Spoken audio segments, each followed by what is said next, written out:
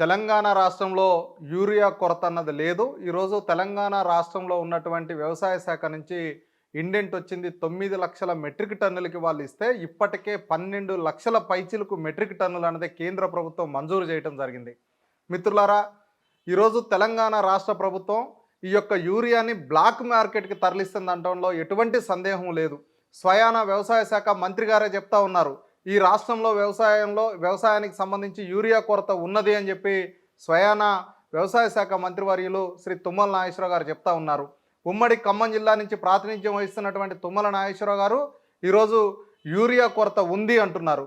అదే ఖమ్మం జిల్లాకు సంబంధించినటువంటి కలెక్టర్ గారే చెప్తా ఉన్నారు, యూరియా కొరత లేదు అని చెప్పి స్వయాన ఈరోజు ఈనాడు పేపర్లో వచ్చినటువంటి కథనాన్ని కూడా మీరు చూడాల్సినటువంటి విషయం ఈరోజు మిత్రులారా.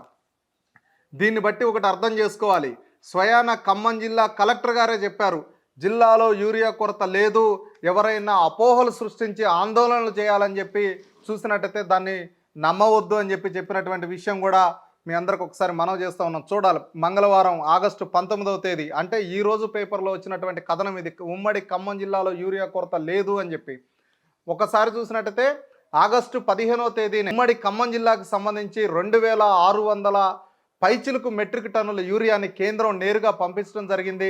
దాన్ని భద్రాచలం జిల్లాకు సంబంధించి 1000 టన్నులు 1,600 టన్నులు ఈరోజు ఖమ్మం జిల్లాకు కూడా కేటాయించడం జరిగింది. అనేక మంది రాజకీయ నాయకులు రైతు సంఘాల పేరుతోటి రైతుల్ని కొంత ఆందోళనకు గురి చేసి బ్లాక్ మార్కెట్లో ఎక్కువ రేటు చెల్లించి దోచుకోవడం కోసం రైతాంగాన్ని తప్పుదారి పట్టిస్తూ ఉన్నారు. ఈరోజు ఖమ్మం జిల్లా కలెక్టర్ గారు చెప్పింది ఏదైతే ఉందో దాన్ని విశ్వసించాలి. ఈ ఉమ్మడి ఖమ్మం జిల్లాలో ఎక్కడా కూడా యూరియా సమస్య అన్నది లేదన్న విషయాన్ని కూడా ఒకసారి అర్థం చేసుకోవాలని చెప్పి రైతాంగాన్ని కోరుతా ఉన్నాను. మనకి ప్రీతమ ప్రధాని నరేంద్ర మోడీ గారు ఈ దేశ ప్రధానిగా ఉన్నన్ని రోజులు వ్యవసాయ రంగానికి ఎటువంటి ఇబ్బంది జరగదన్న విషయాన్ని కూడా ఈ దేశంలో ఉన్న రైతులు కావచ్చు ఇప్పటికే అర్థం చేసుకున్నారు. ఈ రాష్ట్రంలో ఉన్న రైతాంగం అర్థం చేసుకుంది. ఉమ్మడి ఖమ్మం జిల్లా రైతులు కూడా అర్థం చేసుకోవాలని చెప్పి విజ్ఞప్తి చేస్తా ఉన్నాం.